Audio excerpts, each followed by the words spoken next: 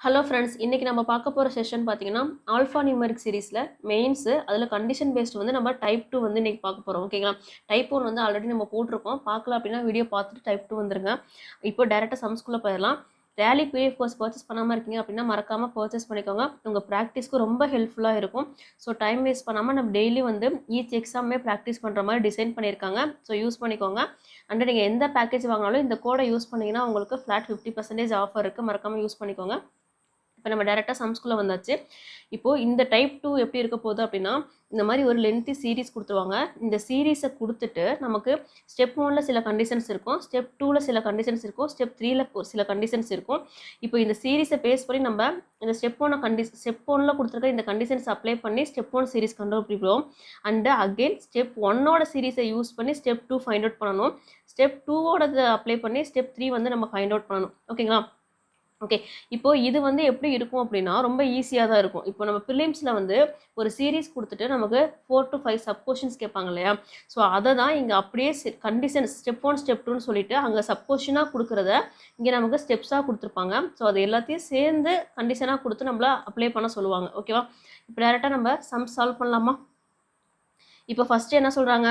First பார்த்தீங்க அப்படின்னா series கொடுத்துட்டாங்க. இப்போ இந்த சீரீஸ்லேருந்து நம்ம ஸ்டெப் 1 வந்து கண்டுபிடிக்கணுமா?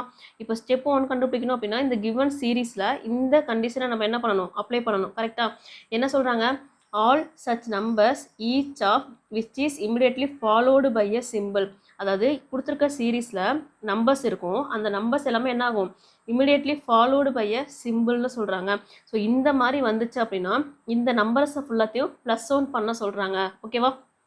இப்போது அந்த மாதிரி எந்தெந்த நம்பர்ஸ் வருதுன்னு பார்க்கலாமா? இப்போ கிவன் சீரீஸில் நம்பரும் சிம்பிள் நம்பர் இருக்கணும், அதுக்கப்புறம் சிம்பிள் இருக்கணும். அந்த மாதிரி பார்க்க போகிறோம். இப்போ நம்பர் இருக்குது, பட் பின்னாடி இங்கே சிம்பிள் கிடையாது.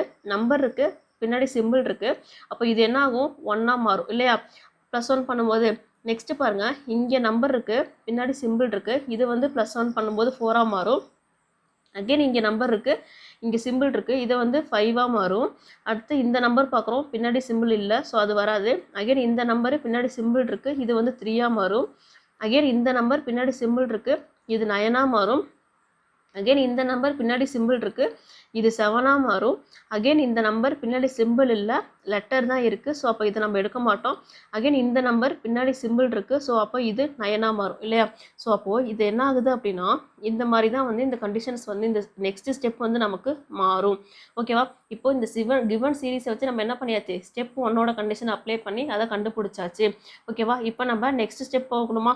நெக்ஸ்ட் ஸ்டெப் என்ன பண்ணணும் அப்படின்னா ஸ்டெப் 1ஓட இந்த சீரீஸை யூஸ் பண்ணி இந்த ஸ்டெப் 2 வந்து நம்ம ஃபைண்ட் அவுட் பண்ணணும். ஓகேவா? இப்போது ஸ்டெப் 2ல் வந்து என்ன சொல்கிறாங்க?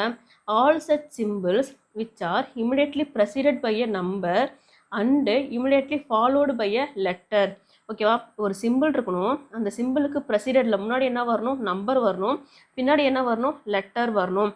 இந்த மாதிரி வந்துச்சு அப்படின்னா அந்த சிம்பிள்ஸ் என்ன சொல்கிறாங்க? R interchange it's position with immediately following element. இப்போது அந்த சிம்பிள் இருக்கு இல்லையா? இந்த சிம்பிளை இமிடியட்லி ஃபாலோயிங்கில் வர இந்த எலமெண்ட்டோட என்ன பண்ண சொல்கிறாங்க? இன்டர்சேஞ்ச் பண்ண சொல்கிறாங்க. ஓகேவா? இப்போ நம்ம அந்த மாதிரி எது வருதுன்னு பார்க்கலாமா? ஒரு சிம்பிள் இருக்கணும், சிம்பிளுக்கு முன்னாடி நம்பர், பின்னாடி லெட்டர் இருக்கணும். ஓகேவா? இப்போ இந்த ஸ்டெப் 1ல் பார்க்கலாம். சிம்பிள் இருக்குது, சிம்பிளுக்கு முன்னாடி லெட்டர் இருக்குது, ஸோ அப்போ இதை நம்ம எடுக்க மாட்டோம். இப்போ இதை பாருங்கள், சிம்பிள் இருக்குது, சிம்பிளுக்கு முன்னாடி நம்பர், பின்னாடி லெட்டர் இருக்குது இல்லையா? அப்போது என்ன ஆகுது அப்படின்னா இந்த சிம்பிளும் இந்த எம்மையும் நம்ம என்ன பண்ணணும்? இன்டர்சேஞ்ச் பண்ணணுமா? ஸோ அப்போது அந்த சிம்பிளும் எம்மும் என்ன ஆகுது? இங்கே இன்டர்சேஞ்ச் ஆயிடுது. ஓகேவா? இப்போ அடுத்து பாருங்கள், அகெயின் ஒரு சிம்பிள் இருக்குது, சிம்பிளுக்கு முன்னாடி நம்பர் இருக்குது, ஆனால் பின்னாடி என்ன இல்லை? லெட்டர் இல்லை. ஸோ அப்போ இது எலிமினேட் பண்ணிடலாம். அடுத்து இந்த சிம்பிள் பார்க்குறோம் அப்படின்னா இங்கே நமக்கு சிம்பிள் இருக்குது, முன்னாடி நம்பர் இல்லை, ஸோ அப்போ இதுவும் வராது. இப்போ இந்த சிம்பிள் பார்த்தா முன்னாடி நம்பர் இருக்குது, பின்னாடி என்ன இருக்குது? நம்பர் தான் இருக்குது, அப்போ இதுவும் வராது. ஓகேவா? அடுத்து இப்போ இந்த சிம்பிள் பார்க்கலாம்.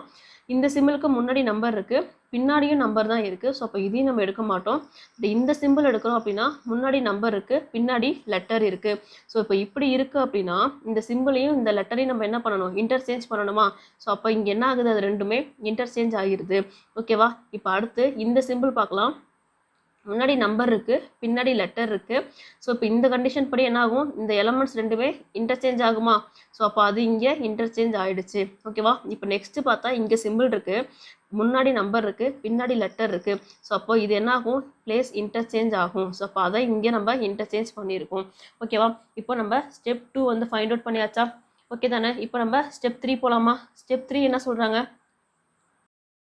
இப்போது ஸ்டெப் 2ல் இருந்து நம்ம என்ன பண்ண போகிறோம் அப்படின்னா, ஸ்டெப் 3 வந்து ஃபைண்ட் அவுட் பண்ணணுமா? ஸ்டெப் 2ல் இருந்து ஸ்டெப் 3 வந்து நம்ம ஃபைண்ட் அவுட் பண்ணணும். ஓகேவா? இப்போ இங்கே என்ன கொடுத்துருக்காங்க அப்படின்னா, ஸ்டெப் 3ல் ஆல் சச் லெட்டர், ஓகேவா, letter each of which is immediately followed by an odd number. இதுக்கு லெட்டரோட இமிடியட்லி ஃபாலோவில் என்ன வரணும், ஆட் நம்பர் வரணும். But not immediately preceded by a symbol. முன்னாடி கண்டிப்பாக சிம்பிள் வரக்கூடாது. இந்த லெட்டர் என்ன சொல்கிறாங்க, சேஞ்ச் டு இட்ஸ் காம்ப்ளிமெண்ட்ரி பேராக மாற்றுங்கன்னு சொல்கிறாங்க. காம்ப்ளிமெண்ட்ரி பேர்னா என்ன, அதோடைய ஆப்போசிட் லெட்டராக மாற்ற சொல்கிறாங்க இல்லையா? ஸோ இப்போ காம்ப்ளிமெண்ட்ரி பேருக்கு இஃப் இன் கேஸ் யாருக்காவது எக்ஸாக்டாக தெரியல அப்படின்னா பிளேஸ் வேல்யூஸ்ன்னு சொல்லிட்டு நம்ம வீடியோஸ் போட்டிருப்போம். ஸோ அதில் ட்ரிக்ஸ் வந்து நம்ம நிறைய சொல்லியிருப்போம். நீங்கள் அந்த வீடியோ பார்த்துட்டிங்க அப்படின்னா இந்த சம்ஸ் எல்லாம் சால்வ் பண்ணால் உங்களுக்கு ரொம்ப ஈஸியாக இருக்கும். பார்க்கல அப்படின்னா அதை பார்த்துட்டு வந்துடுங்க. ஓகேவா? இப்போது இதில் காம்ப்ளிமெண்ட்ரி பேரா மாற்ற சொல்லியிருக்காங்களா? இப்போ நம்ம டேரெக்டாக என்ன பண்ணலாம்னா, ஒவ்வொரு லெட்டராக வச்சு நம்ம இந்த கண்டிஷனை செக் பண்ணோம் அப்படின்னா அங்கே கிவன் சீரீஸில் நிறைய லெட்டர்ஸ் இருக்கும். ஸோ லெட்டர்ஸ்க்கு அப்புறம் நம்ம ஆட் நம்பர் போனோம் அப்படின்னா நமக்கு ஆட் நம்பர்ஸ் அங்கே கம்மியாக தான் இருக்குது இல்லையா? ஜஸ்ட்டு சீரீஸை ஸ்கேன் பண்ணுங்கள், பார்த்தாலே உங்களுக்கு தெரியும்.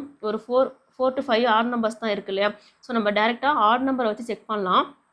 ஆட் நம்பருக்கு முன்னாடி லெட்டர் இருக்கணும், இந்த லெட்டருக்கு முன்னாடி சிம்பிள் இருக்கக்கூடாது. இதுதான் இதோடைய கண்டிஷன். இப்போ நமக்கு செக் பண்ணலாமா? இப்போ ஃபஸ்ட்டு என்ன சொல்கிறாங்க, ஆட் நம்பர் எங்கே இருக்குன்னு பாருங்கள். இந்த ஃபஸ்ட்டு ஆட் நம்பரு, அதுக்கு முன்னாடி என்ன இருக்குது, சிம்பிள் இருக்குது. ஸோ அப்போ இது வராது. இப்போ இந்த ஆட் நம்பர் பார்க்குறோம், முன்னாடி லெட்டர் இருக்குது, லெட்டருக்கு முன்னாடி என்ன இல்லை, சிம்பிள் இல்லை. அப்போது நமக்கு இந்த லெட்டரை நம்ம சூஸ் பண்ணுவோம். இந்த பிங்கிறது அதோட ஆப்போசிட் லெட்டராக மாறப்போகுது. பியோட ஆப்போசிட் லெட்டருக்கு நம்ம என்ன க்ளூ பார்த்தோம், பாயின்னு பார்த்தோமா? பியோட ஆப்போசிட் லெட்டர் என்னது, ஒய் இல்லையா? அந்த பி அப்படிங்கிறது இங்கே ஒய்யாக மாறும். ஓகேவா? இப்போ அடுத்து நெக்ஸ்ட்டு ஆட் நம்பர் பார்த்தீங்க அப்படின்னா இங்கே இருக்குது, இதுக்கு முன்னாடி லெட்டர் இருக்குது, லெட்டருக்கு முன்னாடி சிம்பிள் இல்லை. ஸோ அப்போ இந்த லெட்டரையும் நம்ம வந்து எடுத்துக்கலாம், கன்சிடர் பண்ணணும். இப்போ இந்த கே வந்து அதோடைய ஆப்போசிட் லெட்டராக மாறப்போகுது. கேவோட ஆப்போசிட் லெட்டர் என்ன அப்படின்னா பி. ஓகேவா? கேவோட ஆப்போசிட் லெட்டர் பி. இதை நம்ம எப்படி ஞாபகம் வச்சுக்கிட்டோம், கட்ட பஞ்சாயத்து ஞாபகம் வச்சுக்கிட்டோமா? ஸோ கே வந்து பியாக மாறி இருக்கு. இப்போ அடுத்து இந்த ஆட் நம்பர் பார்க்குறோம், இந்த ஆட் நம்பருக்கு முன்னாடி நமக்கு லெட்டர் இல்லை. ஸோ இது ரிஜெக்டட். நெக்ஸ்ட்டு இந்த ஆட் நம்பருக்கு முன்னாடி லெட்டர் இருக்குது, இந்த லெட்டருக்கு முன்னாடி என்ன இல்லை, சிம்பிள் இல்லை. ஸோ அப்போது நம்ம இந்த லெட்டரும் எடுத்துக்கணும். இப்போ எக்ஸ் இருக்குது, எக்ஸோட ஆப்போசிட் லெட்டர் என்ன, சி இல்லையா? இதை நம்ம என்ன க்ளூ வச்சோம், சென்னை எக்ஸ்பிரஸ்ன்னு வச்சோமா? ஸோ அப்போது சி அப்படின்னு இதில் மாறி இருக்குது. ஓகேவா? இப்போ நெக்ஸ்ட் ஆட் நம்பர் இங்கே இருக்குது, அதுக்கு முன்னாடி லெட்டர் இருக்கணும், ஆனால் என்ன இருக்குது, சிம்பிள் இருக்குது. அப்போ இது ரிஜெக்ட் பண்ணிடலாம். ஓகேவா? நெக்ஸ்ட்டு இந்த ஆட் நம்பர் பார்க்குறோம், இந்த ஆட் நம்பருக்கு முன்னாடி என்ன இல்லை, லெட்டர் இல்லை. ஸோ அப்போ இதை நம்ம எடுக்க மாட்டோம். அண்ட் இந்த 5 பார்க்குறோம், 5க்கு முன்னாடி என்ன இல்லை, லெட்டர் இல்லை. ஸோ அப்போ இதுவும் வராது. அகெயின் இந்த 9 பார்க்கலாம், 9க்கு முன்னாடி என்ன இருக்குது, லெட்டர் இருக்குது, லெட்டருக்கு முன்னாடி என்ன இல்லை, சிம்பிள் இல்லை. அப்போ இந்த டபிள்யூ அப்படிங்கிறது என்ன ஆகும், நமக்கு ஆப்போசிட் லெட்டராக மாறுமா? டபிள்யூக்கு நம்ம என்ன க்ளூ பார்த்தோம், டபிள்யூட ஆப்போசிட் லெட்டர் வந்து டியா, அதுக்கு நம்ம என்ன பார்த்தோம், டோன்ட் வரின்னு பார்த்தோமா? ஸோ டபிள்யூட ஆப்போசிட் லெட்டர் என்னது, நமக்கு இங்கே டி. ஓகேவா? ரிமைனிங் ஆட் நம்பர்ஸ் எங்கேயும் இல்லை.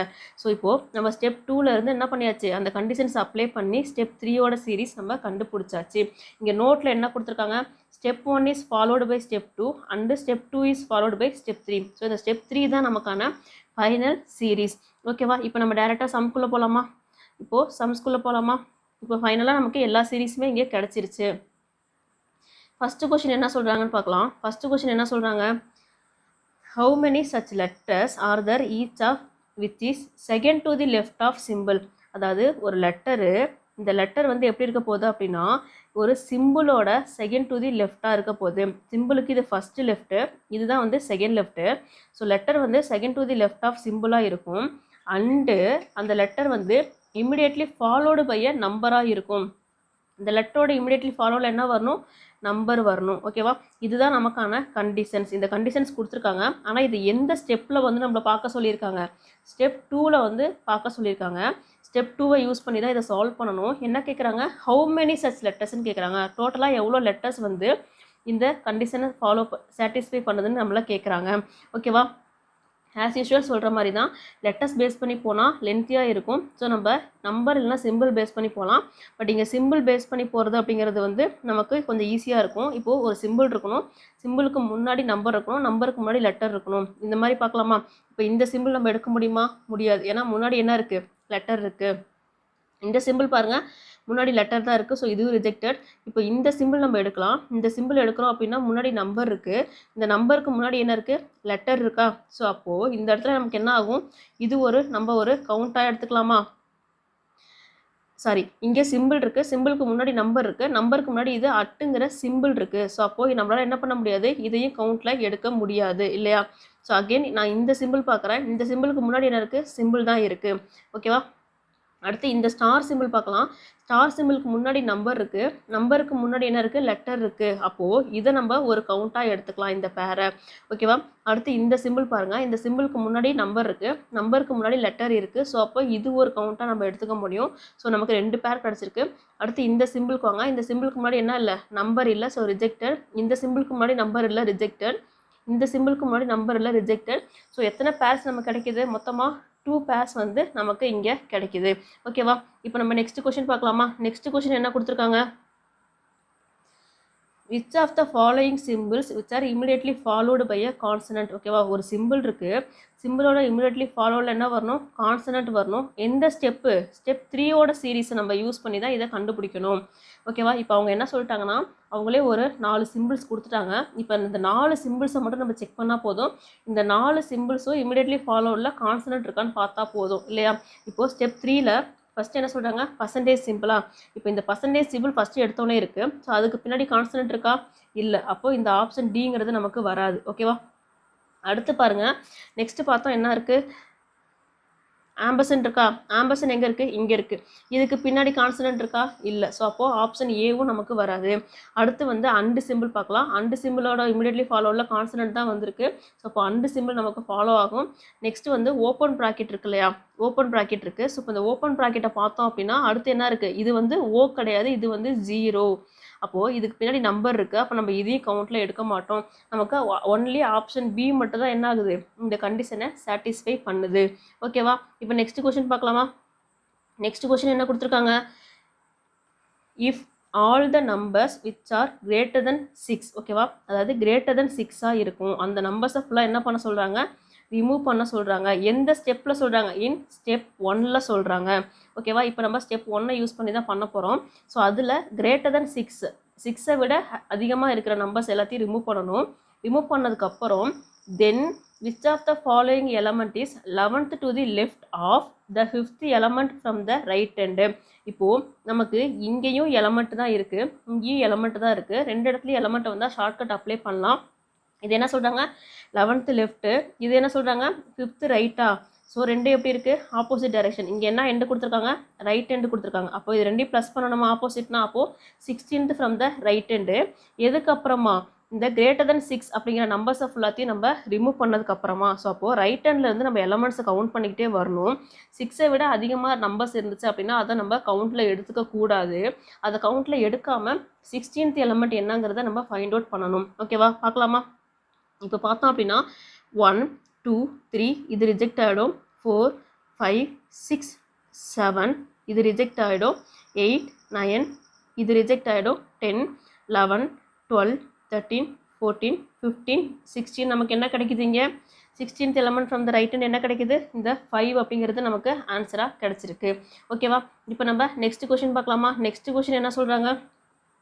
What is the sum of the place value of the complementary pair as per alphabetical series of the third letter from the left hand and third letter from the right hand in step 3. ஓகேவா? இப்போ இந்த step 3ல third letter from the left hand, first letter, second letter, third letter. ஓகேவா? இதுதான் third letter from the left hand and third letter from the right hand.